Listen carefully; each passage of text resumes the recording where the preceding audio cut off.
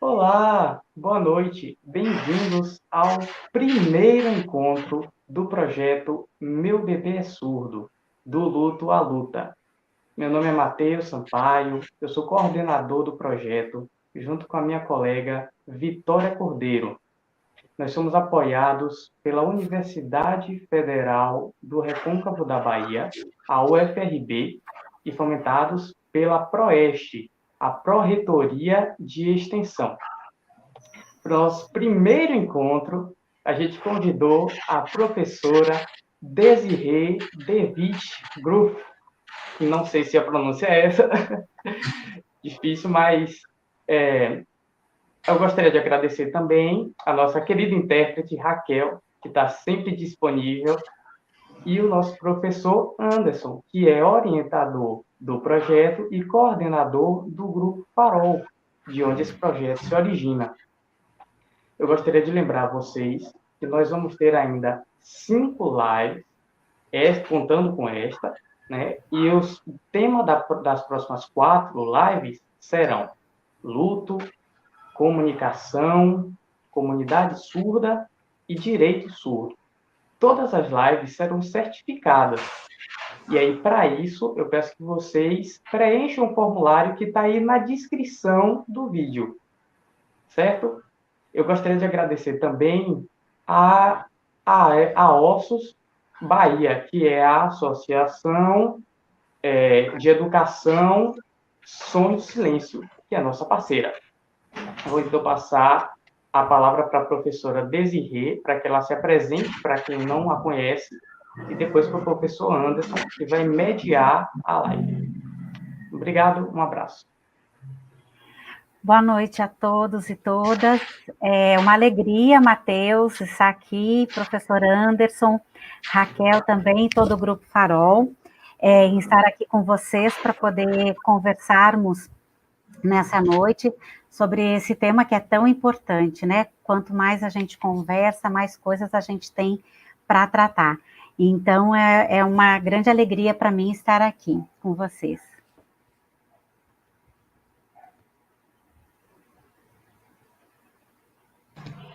Boa noite a todas e a todos. Quero agradecer também a Desirê por sua disposição de estar conosco nessa noite, neste papo rápido que teremos.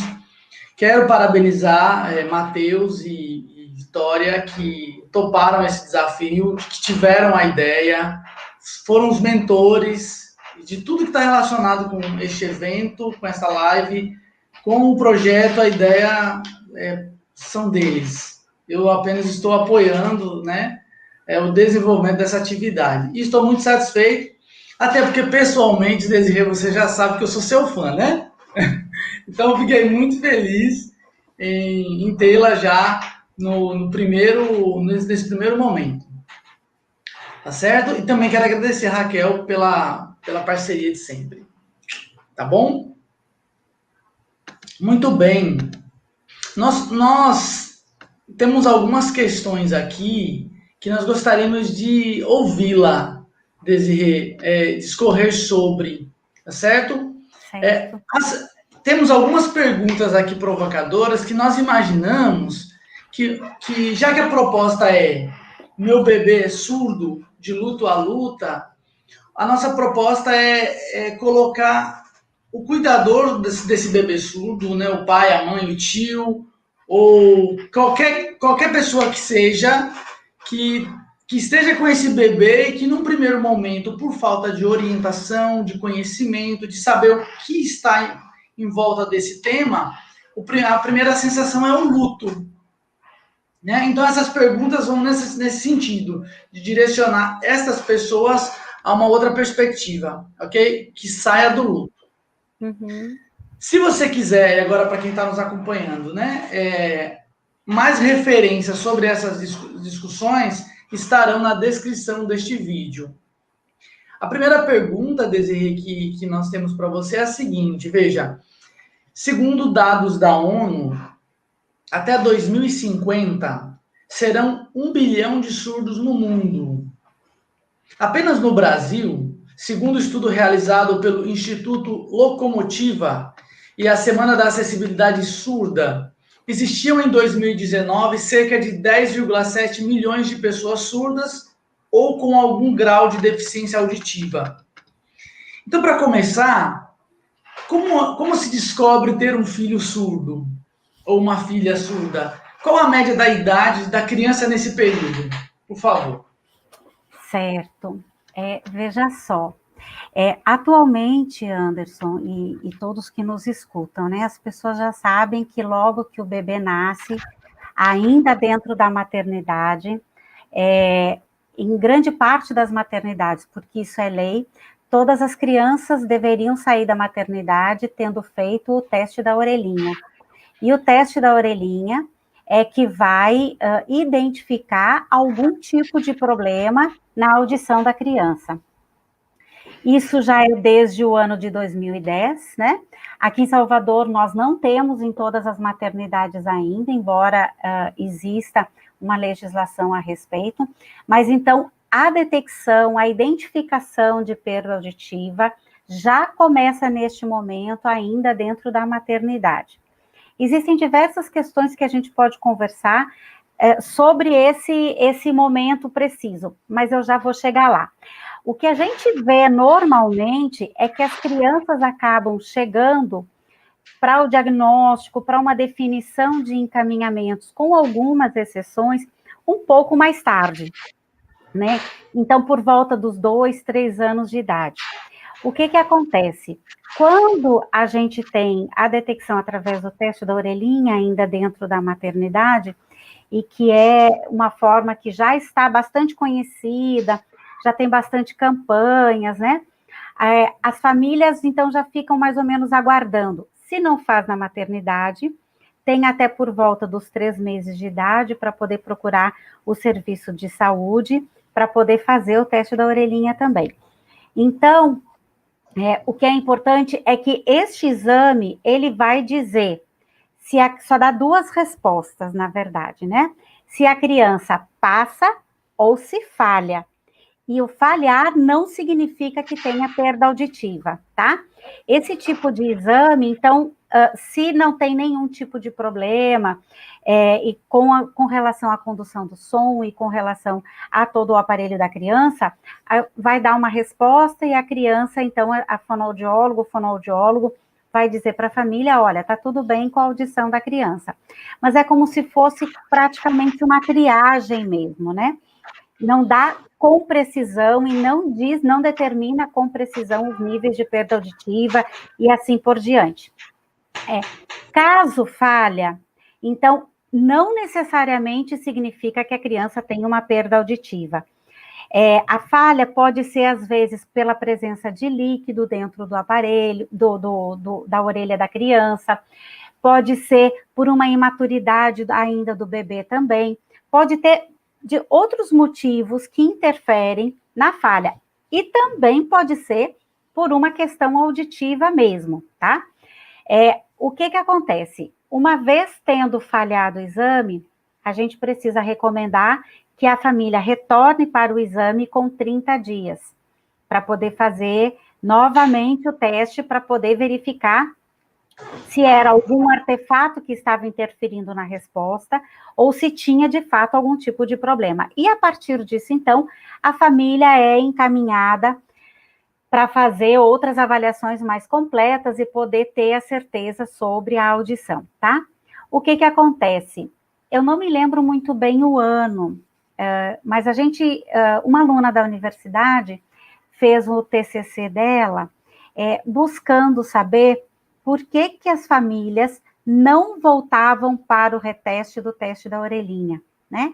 Então, a gente conversou com muitas mães que tinham falhado no teste da orelhinha em maternidade aqui de Salvador, e as respostas eram as mais variadas possíveis. O que significa que as mães podem muito, que as mães, os pais, a família, o cuidador, né, para não colocar responsabilidade só na mãe, mas normalmente é a mulher, é a mãe que acaba assumindo esse lugar, demorava para procurar o serviço, né? Então, a gente ouviu resposta, por exemplo, Ah, eu voltei uma vez, o aparelho lá no hospital estava quebrado, eu não dei importância. Ah, eu achei que o desenvolvimento do meu filho estava normal, que não tinha problema nenhum. Ah, na família do pai dele, todo mundo demorava muito para desenvolver, então isso era normal, coisa de família. Ah, eu não tinha dinheiro para pagar o passe para ir até o hospital para poder repetir o exame. Então, assim, uma série de questões acabavam interferindo para que essa família pudesse buscar uma avaliação mais precisa para poder certificar com relação ao teste a resposta dada no teste da orelhinha. Por outro lado, tem uma outra coisa que eu sempre costumo colocar para os alunos, porque quem faz o exame é o fonoaudiólogo. Uma coisa que que eu sempre digo, que é assim, quando você diz para a família, ó, seu bebê passou, tá tudo bem? Tá tranquilo, um alívio, a família vai para casa feliz, com o bebê imaginado, o bebê idealizado, inteiro, como eles imaginaram. Caso o fonoaudiólogo diga, o bebê falhou, o que a gente observa é que tudo que vem depois disso, né? Porque o fonoaudiólogo diz assim: olha, a resposta não foi a esperada, neste teste o bebê falhou, o teste não deu, não teve a resposta desejada, houve uma falha, precisa retornar.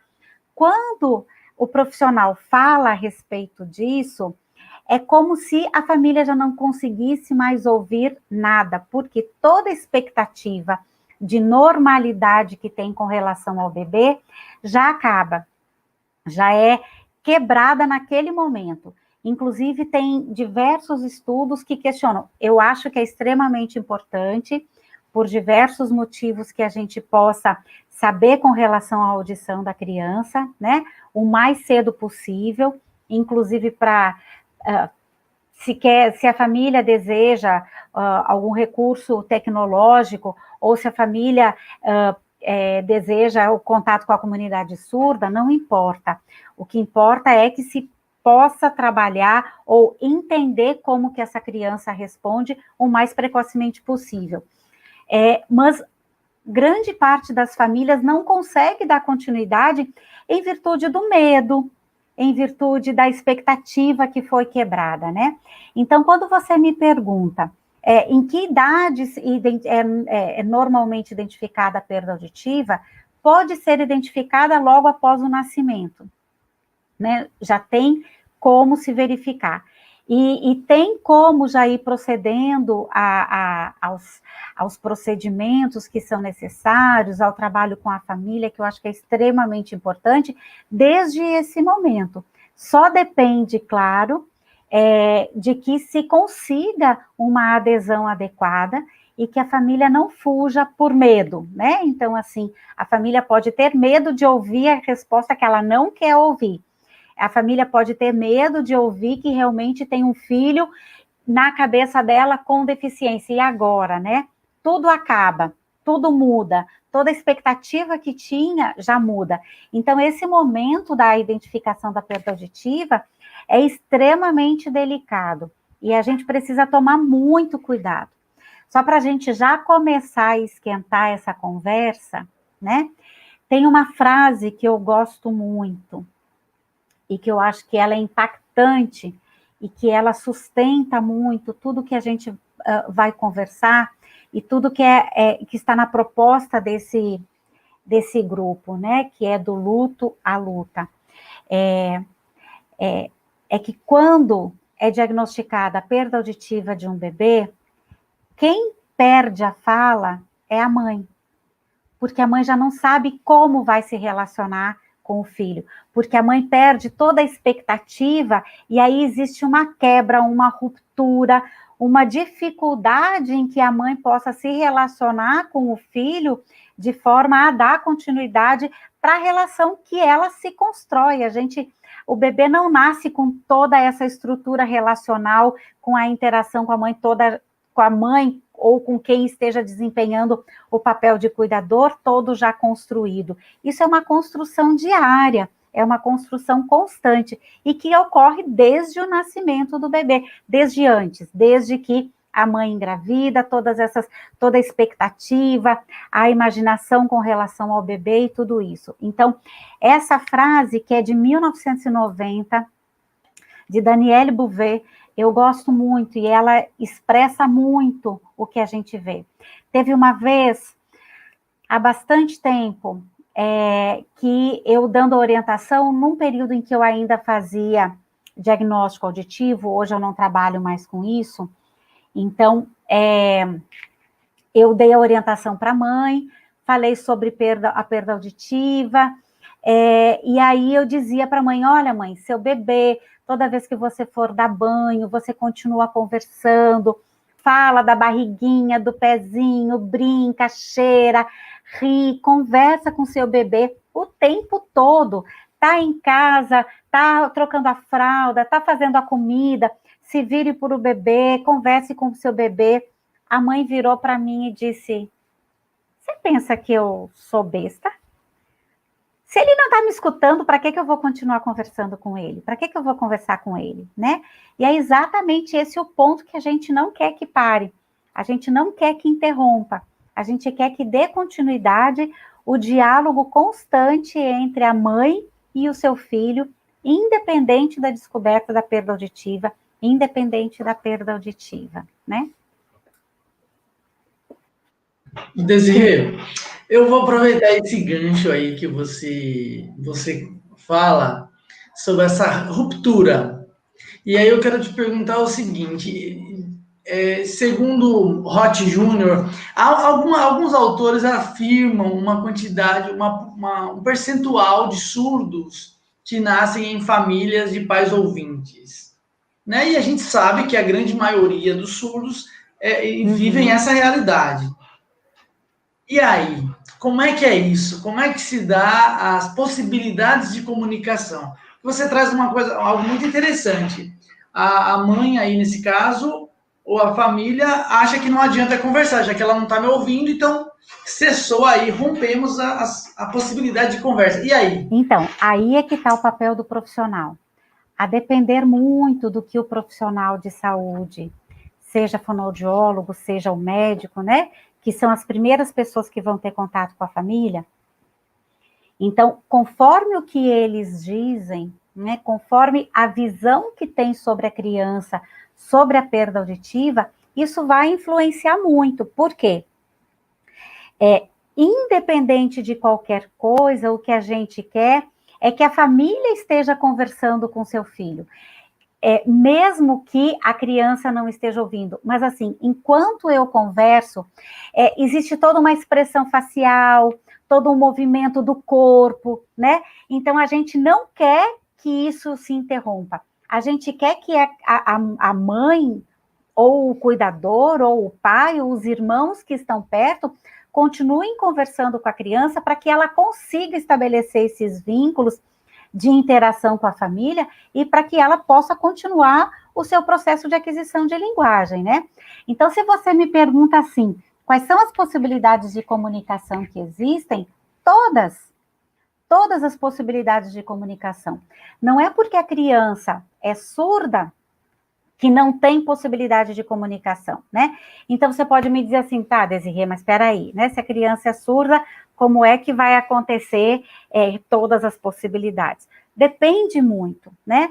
A gente precisa entender que as pessoas surdas são diferentes umas das outras, e elas igualmente vão responder de forma diferente umas das outras. Uma criança surda pode ter uma perda auditiva profunda, e mesmo assim ter uma boa adaptação a um aparelho auditivo, ou, por exemplo, a um implante coclear, se essa é a escolha da família, e ela pode desenvolver muito bem. Outra criança pode não ter uma perda auditiva profunda, ela pode ter uma perda auditiva severa, mas não tem uma boa resposta ao aparelho auditivo ou mesmo ao implante coclear. Então, a gente precisa entender outras formas de se comunicar. Uma coisa que é importante que as pessoas não se dão conta é que uma comunicação gestual, ela é natural para qualquer pessoa, né? Se a gente pensar, inclusive assim, já tá na literatura, né? Os bebês, ouvintes e surdos balbuciam, tem um balbucio que é oral e um balbucio que é gestual. Os bebês ouvintes e os bebês surdos. O que acontece? Os bebês ouvintes, por receberem um retorno da mãe, do pai, dos irmãos, do meio ambiente para a oralidade, eles diminuem o balbucio gestual e dão continuidade ao balbucio oral e daí para a fala. Um bebê que é surdo e que tem também um balbucio oral e um balbucio gestual, é muito comum a gente receber mães que dizem assim, mas quando ele era pequenininho, ele falava mamã, mamã, fazia barulhos, então assim, ele já falava, tem muitas mães até que nos dizem isso, ele já falava e depois parou. Não, é o balbucio oral, que é uma resposta fisiológica que não está relacionado a uma resposta intencional da criança, né? Então, a criança que é surda, ela diminui esse balbucio oral e dá continuidade para o balbucio gestual. Então, a gente precisa, especialmente nesse primeiro ano de vida, reforçar muito as informações visuais para a criança, para que ela possa perceber a expressão do rosto, o movimento da boca, quando a gente está conversando, quando a gente afirma ou quando a gente nega, quando está alegre ou quando está triste, quando ela pode, quando ela não pode. Então, é importante que a gente dê todas essas informações, mesmo que os pais ainda não saibam usar uma comunicação gestual com os filhos, né? E aí é que tá. Quando eu falei lá no começo que identificar precocemente uma perda auditiva de uma criança é importante, mesmo que não seja para o desenvolvimento ou para um trabalho relacionado ao oral, é importante porque os pais precisam ter tempo de viver a grande modificação que sua família vai sofrer. Por quê? Porque dentro de casa será necessário reorganizar toda a estrutura familiar, desde reorganizar como vai se conversar, como vai ensinar as coisas para o filho, né? Até outras questões que pode ser que tenha que levar a criança para terapias e assim por diante, né? Então, assim, quanto antes a família puder receber informação, mas informação adequada, com calma, com paciência, de forma que ela possa entender o significado disso, melhor, né? Porque ela vai ter mais tempo também para aprender a utilizar a língua de sinais, para ter contato com a comunidade, para ter contato com outras famílias que se utilizem de uma língua sinalizada, e assim ela poder conversar com seu filho também, né?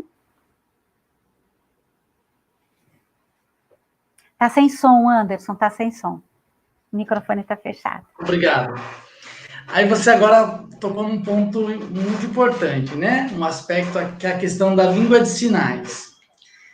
Bom, esses pais agora que não sabem língua de sinais, naturalmente, ou a grande maioria não sabe mesmo, e por não saberem, por não terem conhecimento nesse assunto específico, rejeitam o uso da língua de sinais para seus filhos e para si também. E muitos desses pensam que, ou acreditam que o uso da língua de sinais vai atrapalhar o desenvolvimento da língua oral. E esse, naturalmente, é o medo de muitas famílias. Aí eu te pergunto assim, a partir disso, como que acontece a aquisição da língua de sinais? Ela é semelhante à da língua portuguesa? É verdade que desenvolver a língua de sinais ou uma língua de sinais interfere negativamente no desenvolvimento de uma língua oral? Então, isso é mito completo, e eu tenho, assim, eu tenho já 30 anos de experiência trabalhando com pessoas surdas, né? E eu já vi muitas pessoas surdas com diferentes características. E assim, a língua de sinais não interfere em absolutamente nada, ao contrário, né? A língua de sinais possibilita que a criança entenda o mundo que está ao redor dela, afinal de contas, mesmo que ela use implante coclear, o que a gente precisa entender é que se ela tem um implante coclear, o implante coclear não é uma orelha nova, né? É um recurso tecnológico que vai ajudar a criança a ouvir melhor, mas não é uma orelha nova. No momento que o implante coclear desliga, porque a criança vai tomar banho, ela fica o quê? Surda. No momento que a criança vai para a praia, ela não vai com implante coclear, ela fica como?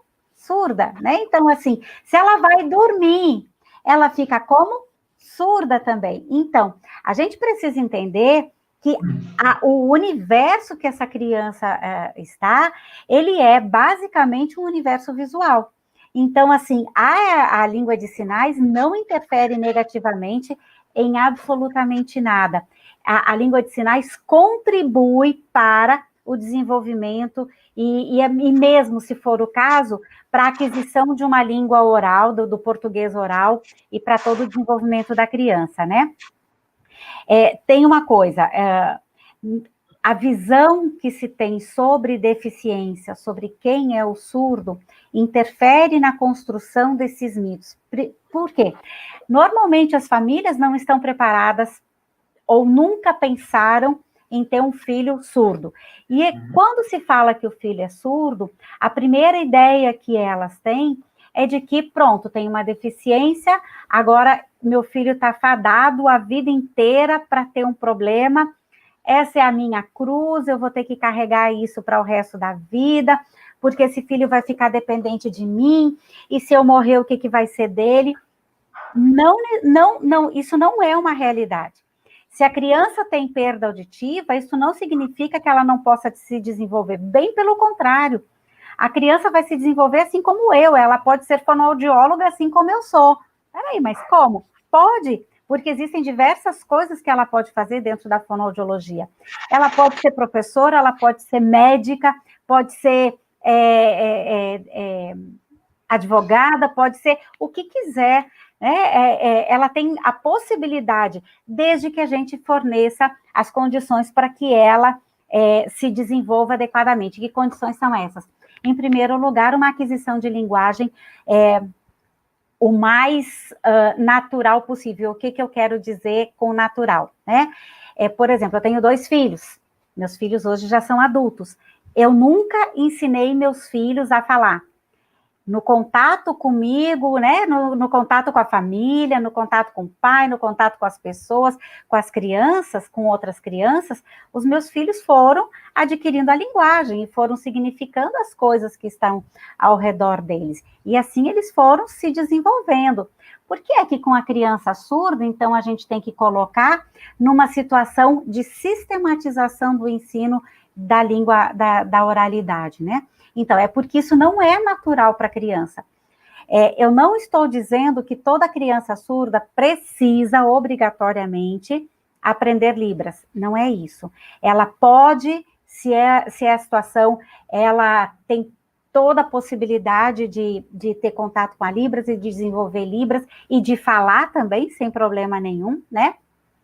O que eu quero dizer é que, assim, a única língua em que não precisa ser ensinado para a criança através de atividades sistematizadas é a língua de sinais, porque só no contato com outra pessoa usando a língua de sinais, a criança surda vai desenvolver e vai adquirir a linguagem, né? Ela vai significar as coisas, ela vai entender as coisas que estão acontecendo ao redor dela. Então, assim, se você me pergunta, né? Se a aquisição da língua de sinais e a aquisição da língua da oralidade são iguais, são, a depender do ambiente que se crie para a criança. Se eu tenho um ambiente estritamente oral, se o pai e a mãe só conversam dentro de casa, os irmãos só conversam dentro de casa oralmente, a criança não tem referência para que ela possa desenvolver a língua que a constitui, a língua que ela vai conseguir significar e entender as coisas que estão ao redor dela. Então, essa criança aí pode vir a ter um atraso de linguagem, se ela não tem um contato com a língua ou contato com quem pode utilizar a língua de forma adequada para que ela vá se desenvolvendo. Mas se ela tiver um ambiente... Por que filho surdo, de pais surdos, não tem problemas de aquisição de linguagem? Porque o ambiente que ele vive é um ambiente rico, cheio de informação, toda em língua de sinais. E aí todo mundo é significado para a criança e a criança vai desenvolver, né, tranquilamente, como qualquer outra criança desenvolve.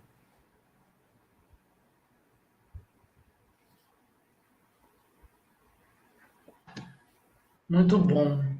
Desirê, aí, veja só, uma criança que desenvolve, então, pensando nessa criança surda, ok? Que utiliza Libras de forma natural, e isso acontece mesmo, como você bem colocou aqui. Como é que acontece o acompanhamento fonoaudiológico para uma criança que utiliza Libras? Certo. Como é que é isso e que tipo de profissionais são indicados para essa criança, para o desenvolvimento dela no processo de aquisição de língua? Você já disse que é natural, né? Como é que se dá isso?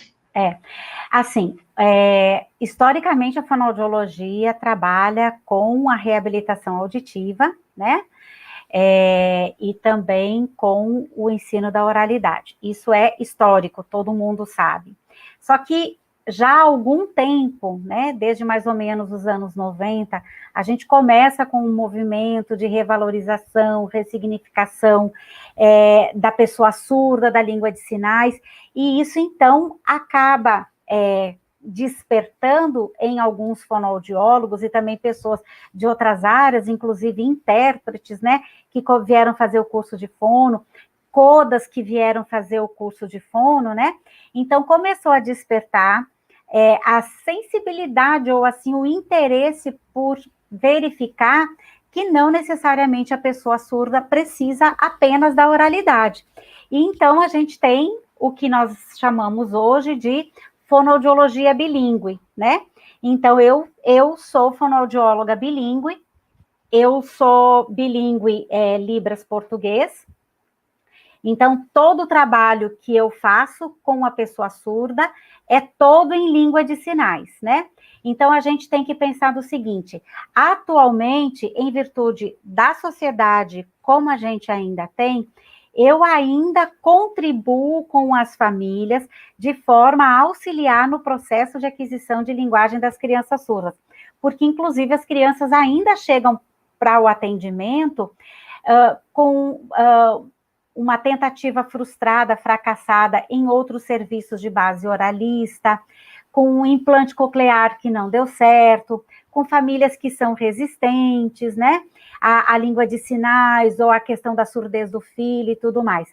Então, a gente trabalha auxiliando a família e a criança no processo de aquisição de linguagem, pensando na linguagem, na língua de sinais, certo? Mas a gente também tem, do mesmo jeito que, por exemplo, né? A gente tem crianças ouvintes que não têm outros tipos de problema e que podem ter um atraso de linguagem, tá? A gente tem crianças ouvintes que não têm outros tipos de problema e letras não, falei completamente errado, trocam sons na fala, tá? Trocam fonemas na fala. A gente pode ter crianças que tenham algum tipo de alteração, que por alguma outra situação não conseguem se desenvolver e falar de forma adequada, ou a construção das sentenças não é boa, ou a criança não consegue desenvolver um diálogo, uma interação dialógica adequada. Então, nesse sentido, também pode acontecer com crianças que são surdas e que tenham adquirido a língua de sinais dentro do que a gente espera. Então, a gente trabalha tanto para promover uma aquisição, quanto a gente trabalha também no sentido de contribuir no caso de alterações de linguagem. Então, se você me pergunta quais são os profissionais que vão trabalhar com a criança, normalmente é o fonoaudiólogo, né? E o que é muito importante é o contato com outras crianças surdas, com outras pessoas surdas. No nosso serviço aqui dentro da universidade, a gente busca ter pessoas surdas por perto. Então, a gente conta com colegas aqui da UFBA que são surdos, professores da universidade e que participam dos projetos para poder estar no grupo com as crianças surdas, para que a criança surda tenha esse modelo adulto surdo e para que a criança veja a língua acontecendo na voz de quem é natural dessa língua, né? É muito melhor do que ver comigo, mas de qualquer jeito a gente também trabalha dentro dessa perspectiva. Então isso é uma coisa importante. E aí eu só gostaria de frisar um outro detalhe. Não basta o fonoaudiólogo saber Libras para dizer que vai atender a criança surda, porque Libras não é uma estratégia para alcançar a oralidade. Libras é a língua que constitui subjetivamente a criança, que faz com que ela esteja no mundo e que ela tenha um lugar no mundo, um lugar em que ela se constitua como pessoa dentro deste universo. Então, assim, eu não uso a Libras para que a criança venha falar.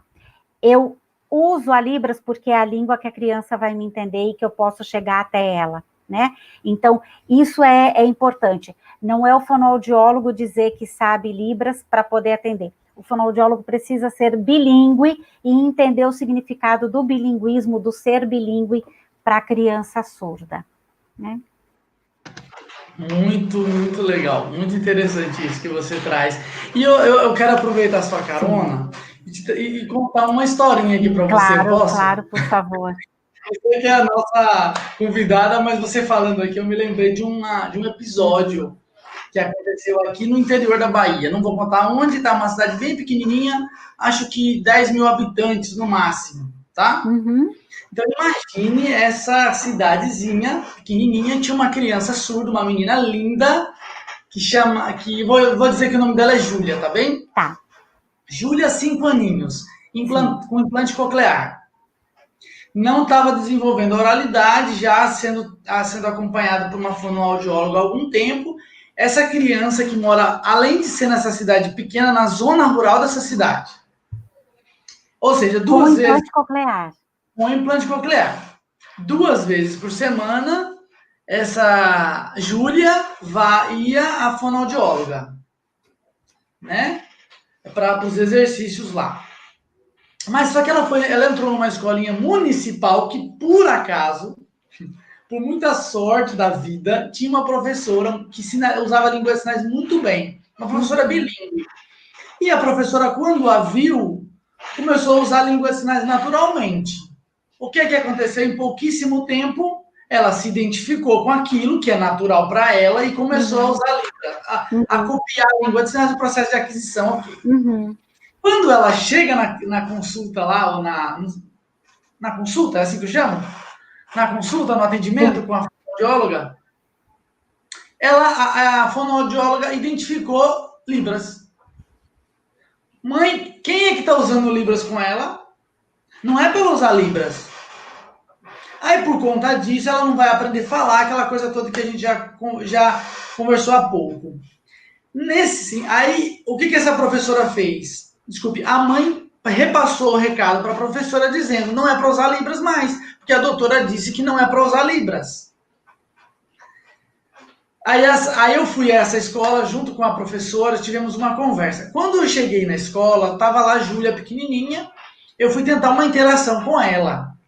Júlia me ignorou, Desirê. E daí eu comecei a brincar com as minhas mãos. Em língua de sinais?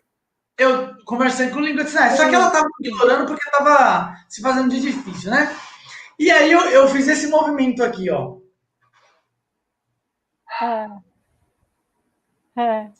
Eu fiz isso. Né? Eu quis imitar um cachorrinho. Uhum. Aí eu fui pro lado dela assim e fiquei brincando com as minhas mãos assim um tempo, até que ela identificou do que eu estava falando e fez assim pra mim. Que fofo. Quando ela fez isso, eu falei, ganhei. Agora ela tá comigo. Eu entreguei o cachorrinho pra ela. Fiz assim e entreguei o cachorrinho. Aí ela, o mesmo movimento, ainda ela errou o dedinho. Ela ficou, não me lembro, mas ela fez lá o cachorrinho, continuou brincando, olhou para mim e disse assim: lá em casa tem 2. Ai, que coisa linda! Que coisa linda! Aí nós começamos a conversar, ela tá, eu tô aprendendo a andar de bicicleta, não caí, foi, e aí a mãe chegou. E na conversa com a mãe diz assim para mim, eu não sei, eu passo vergonha, professor, quando me perguntam assim, a sua filha fala? Aí eu disse assim, você tem 2 cachorros em casa, né? Desse tamanho? Ela, tenho. E ela tá aprendendo a andar de bicicleta? Sim, sim. Como é que você sabe? Sua filha me falou. Ela falou em Libras. Aí eu disse para ela, sua filha pode ser o que ela quiser. Apenas basta ela ter uma língua forte. Exato, Eu exato. trago esse relato só para. Mas assim, Anderson, primeiro que esse relato é lindo, viu? Adorei, que bom que você trouxe essa história, adorei. Fiquei pensando no nosso grupo de bebês que a gente tem na universidade, que eu estou morrendo de saudade dos bebês, que a gente trabalha, então, com língua de sinais com todos os bebês, e assim, ó, nossa, muito lindo, eu estou morrendo de saudade. Enfim, mas isso que você falou me lembrou uma coisa, um aspecto muito importante, tá? Muito importante mesmo. Veja, trabalhando já há tanto tempo como fonoaudióloga, né? Eu percebo que a gente fala sobre as questões para os pais, e daí se o pai e a mãe, se a família vai para um outro profissional, pergunta a mesma coisa de novo, e daí o profissional fala tudo de novo. Aí se volta, depois de um tempo, para aquela consulta, volta tudo de novo, né? Eu me lembro de uma menina que eu atendi, que eu trabalhei muito tempo na cidade de Feira de Santana, em consultório, então lá eu atendi uma menina, a menina já tinha mais ou menos uns 13 anos de idade, quando esse fato que eu vou relatar agora aconteceu, que chegou a mãe e me disse assim, Deise, será que minha filha tem tanto problema na escola porque até hoje eu não aceito que ela é surda, né? Então, o que que acontece? Essa mãe a gente já tinha conversado, reconversado, tratado de diversas coisas, muitas e muitas vezes, mas o sentimento de culpa permanecia. Então, o que eu percebo é que o que as famílias mais precisam não é de a gente explicar, ou como eu digo, tem que. A gente não pode ficar só no tem que com a família. Tem que procurar fono, tem que colocar o aparelho, tem que estimular para que ela venha desenvolver, tem que ensinar ela a falar, tem que. E o viver a família, viver a interação com o filho, vai ficar onde não tem lugar, porque a família acaba se tornando terapeuta do filho dentro de casa também. Outro aspecto, então, dentro disso, né?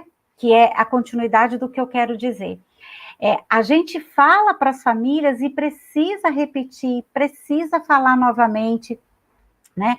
Então, a gente muitas vezes precisa atender muito mais a família do que propriamente a criança, para que a família tenha possibilidades de viver, de elaborar todo o sofrimento que é ter esse filho, né? Não tem sofrimento nenhum, teoricamente, porque o filho vai se desenvolver como qualquer outra criança, mas é um sofrimento aceitar que o filho é diferente do que planejava inicialmente. Então, por isso, e para isso, por exemplo, eu criei em 2016 um projeto, né? O nome do projeto é PAIS, que é uma sigla, Projeto para Acolhimento, Informação e Suporte a Familiares de Crianças Surdas, né? O sinal a Raquel fez aí muito bem. Sobre o projeto, e que esse projeto, ele prevê assim, a família teve o diagnóstico, pode vir conversar conosco, né, com os fonoaudiólogos, com os alunos que estão envolvidos no projeto, quantas vezes quiser, porque o que a gente quer é que a família esteja resolvida com relação à situação da perda auditiva com o filho, para poder entender todos os caminhos possíveis. E assim, infelizmente, a gente ainda tem fonoaudiólogos, ainda tem médicos que dizem, não deixe seu filho usar Libras.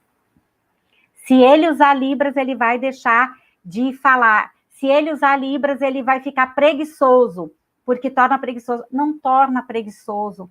É só muito mais lógico para a criança. E a partir daí, a criança vai desenvolver tudo, né?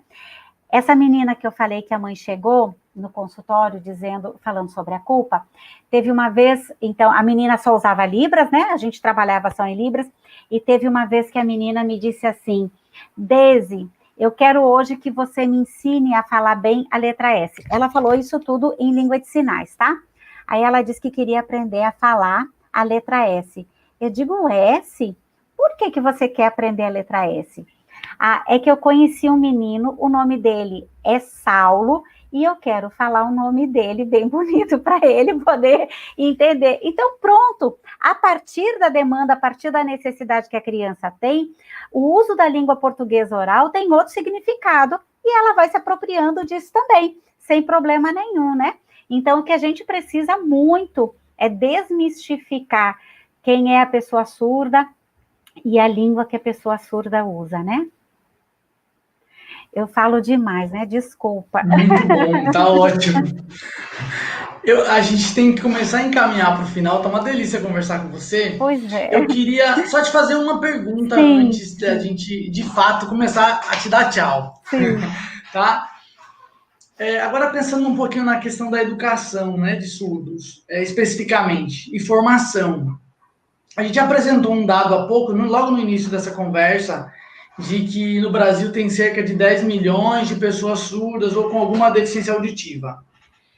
Segundo os dados, cerca de 15% apenas chegam ao ensino médio. E um número bem menor ainda, cerca de 7%, alcança a ter uma formação de nível superior.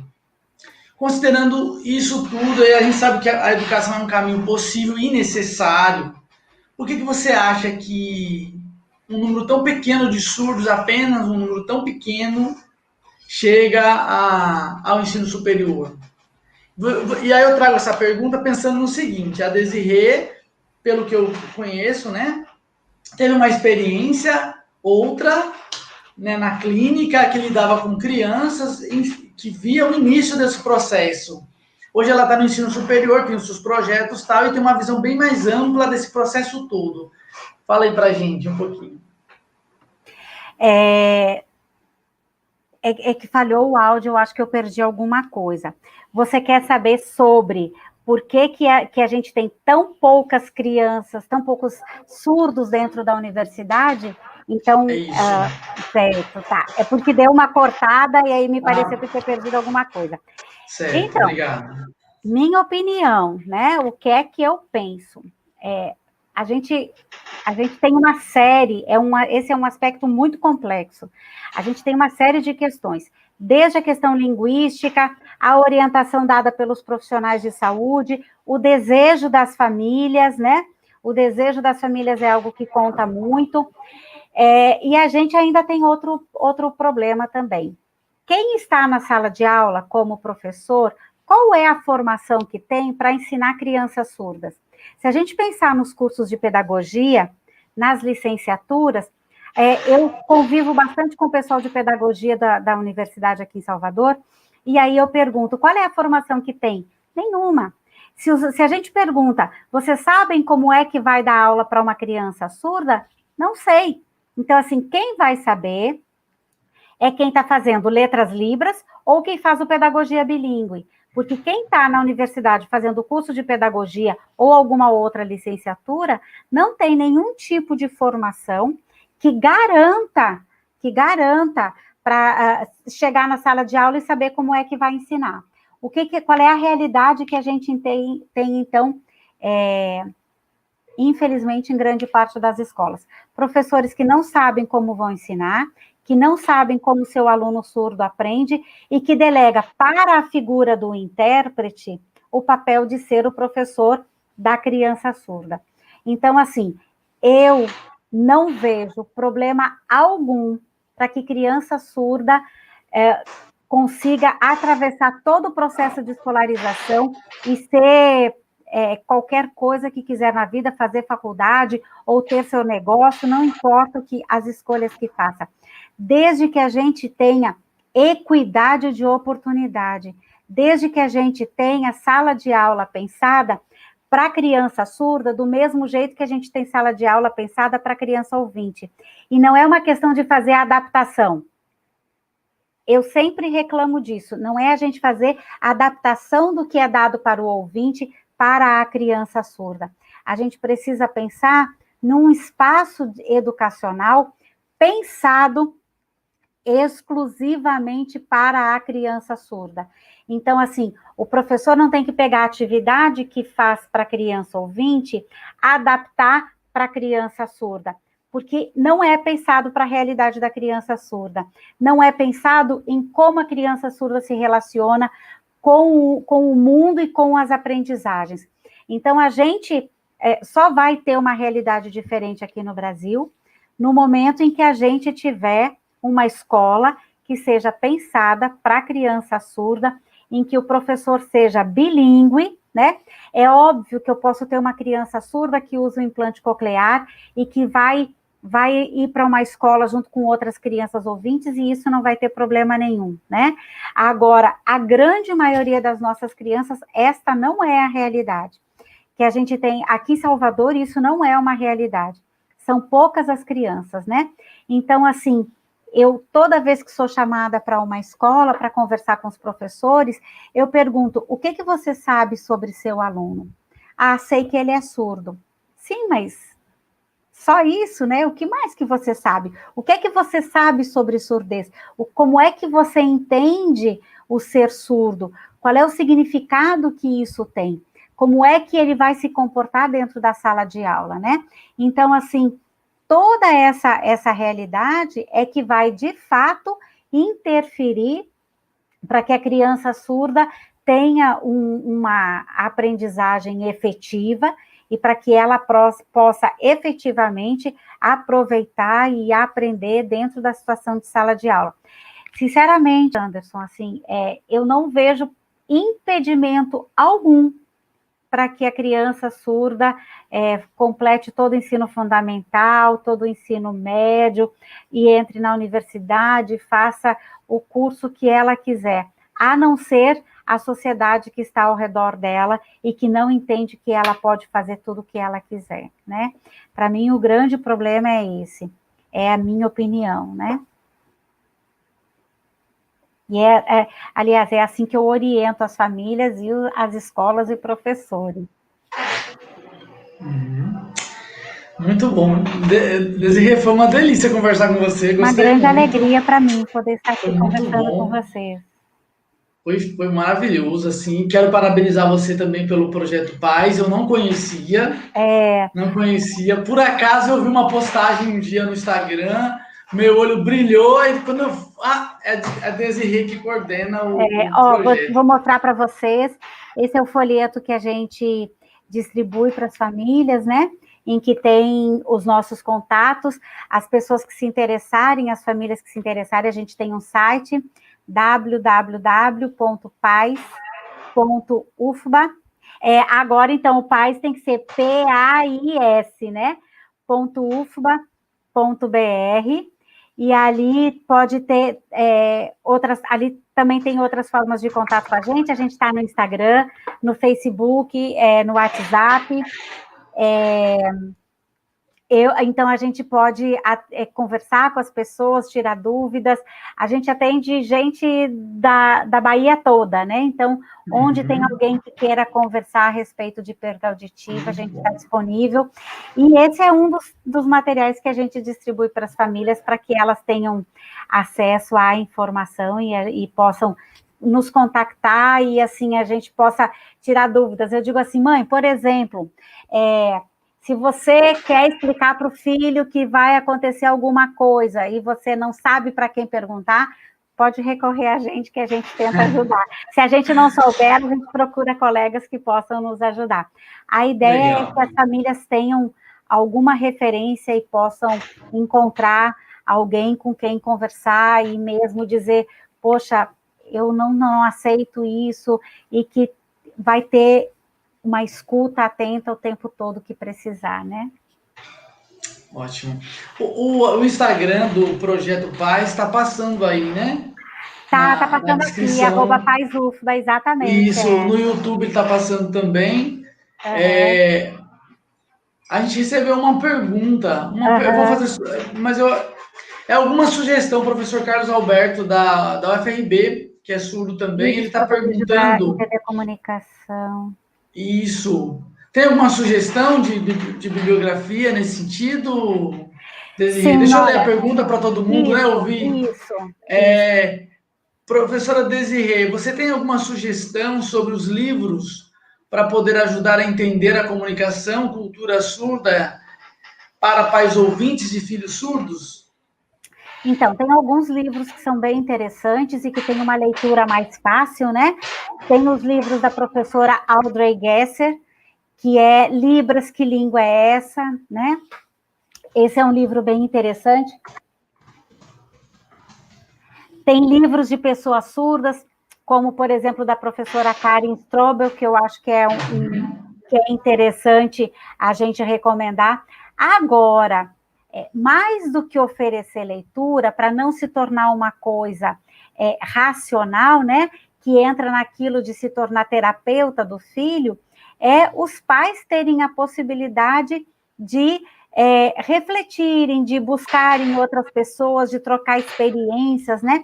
Eu acho que isso funciona bastante para que as famílias possam entender como é que vão lidar no dia a dia com o filho. Agora, tem literatura que a gente pode recomendar para as famílias. O que eu me lembro, assim, neste momento, é basicamente isso. Não tem relacionado a uma perspectiva bilíngue um livro que seja direcionado aos pais, que eu me lembre neste momento, tá? Normalmente, a perspectiva oralista acaba tendo mais livros destinados numa intenção de doutrinar, de oferecer informação sobre como fazer, como criar seu filho. E isso não existe, filho não vem com manual de instruções de jeito nenhum, né? Muito bem, verdade. Obrigado aí Obrigada, pela sua Alberto. participação. Obrigada, Alberto, pela pergunta, né? Muito bom. Aliás, Eu vou comentar, desculpe, pode falar, Desirê. vocês sabem que eu gosto muito da UFRB, tenho o maior prazer em estar com a UFRB. Que bom. É, vamos convidar, antes é isso. Eu vou agradecer você, Desirê, então, Eu é que te agradeço. liberar, dizer para você que foi uma satisfação enorme e vou contar, e vamos chamá-la outras vezes, com certeza. Estou à disposição, muito obrigada. Parabéns pelo projeto, também pelo Grupo Farol, né? São iniciativas muito importantes e a gente precisa levar isso pelo estado da Bahia todo. Quero dizer para o grupo do Luto à Luta, é esse o nome, né, Anderson? Isso, o Do projeto, grupo? isso. Isso, do projeto. Ah, meu bebê surdo. Então, que pode contar conosco no que precisarem, nós estamos à disposição, é uma grande alegria a gente poder compartilhar com vocês. E a todos, muito obrigada por ter me ouvido até agora, né? Qualquer coisa, estou aqui à disposição de todos. Muito obrigada. Certo. Raquel, obrigada também, viu? Desirê, um Tchau. abraço, Boa obrigado. noite. Uma boa noite. Vamos convidar de volta aqui o anfitrião, que é o coordenador do projeto. Matheus, pode voltar, por favor, para encerrar conosco. Muito obrigado pela participação, tanto da professora Desirê, quanto de Anderson e de todos vocês que assistiram até agora essa palestra maravilhosa. Eu gostaria de lembrá-los que daqui a 15 dias, no dia 6 de novembro, teremos um novo encontro falando sobre luto com a psicóloga Priscila Costa. Acompanhe nosso Instagram para mais informações. Os links estão aqui na descrição, tanto quanto do Paz, quanto do Farol, da ESSOS, que é a nossa parceira, e do nosso próprio Instagram. Se vocês quiserem aprofundar no tema, a gente tem também as referências das nossas pesquisas aqui na descrição. Então, podem pesquisar e se informar, que é realmente um tema muito interessante e importante. Muito obrigado de novo e até mais. Tchau.